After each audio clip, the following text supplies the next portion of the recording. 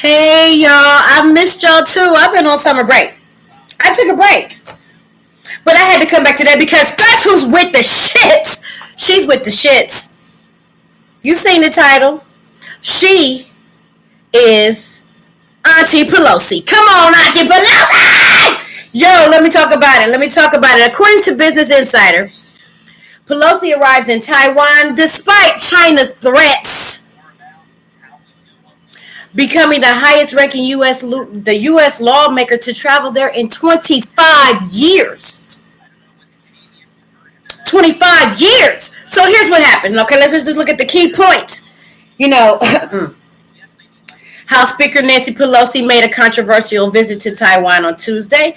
In days ahead of her arrival, China warned repeatedly of a possible military response if she visited. I'm going to say that again. China warned repeatedly of a possible military response if she visited. And then, what was it? Pelosi is the highest ranking U.S. lawmaker to travel to Taiwan since 1997. You know what? House Speaker Pelosi landed in Taiwan on Tuesday. That's today. Bringing an end once and fucking for all to all questions of whether or not she would visit the self-governing island democracy amid elevated tensions between Washington and Beijing. We stand with democracy.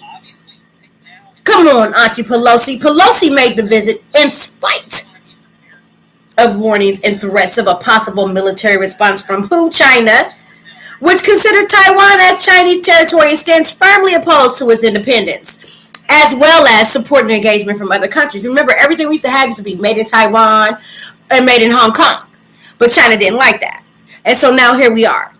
But Pelosi is like, no. We're gonna go visit this self-governing island of democracy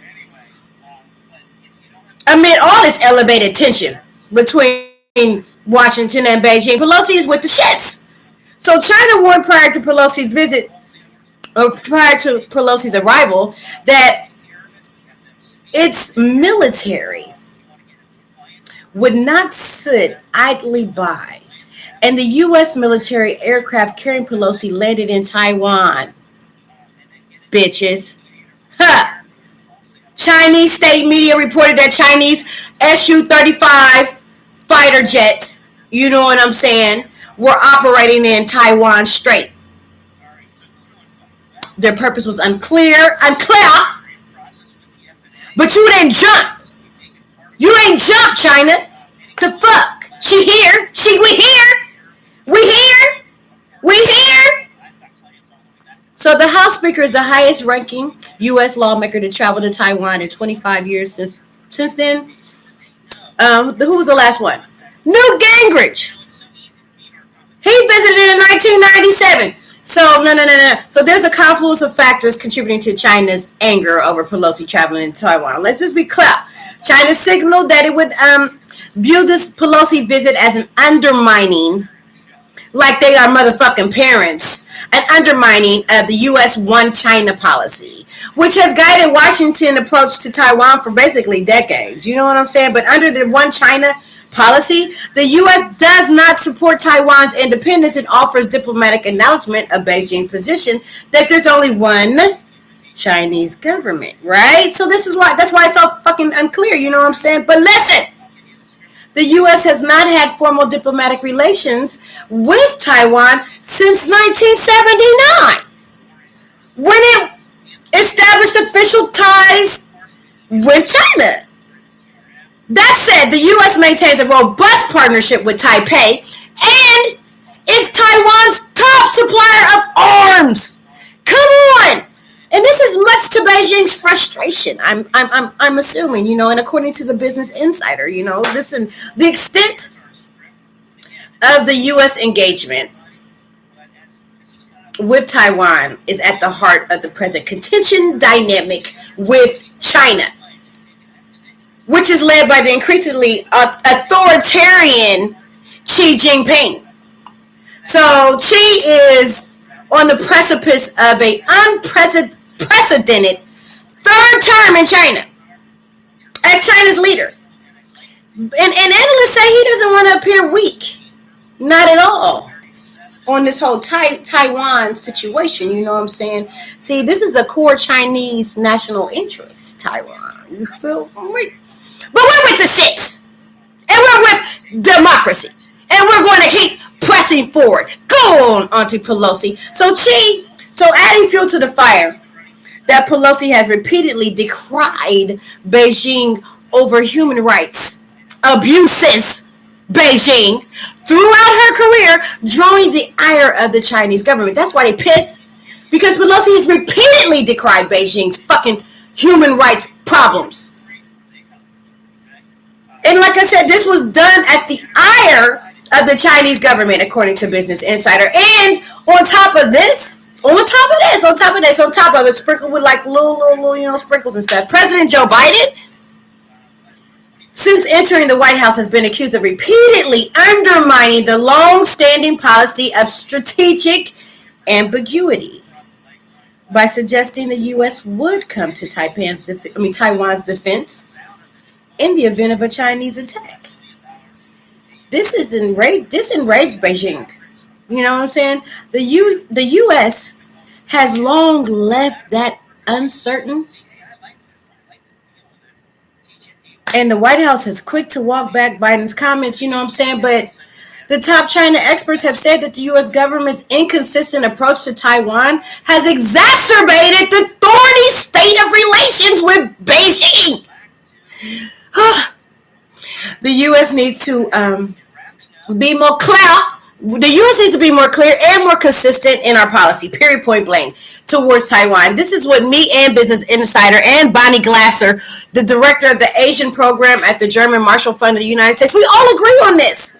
She told Insider this last week, and I agree with Bonnie Glasser, that the U.S. needs to be more clear and more consistent than what we've been doing in our policy. It's not working out for us. It's not working out. See, the U.S.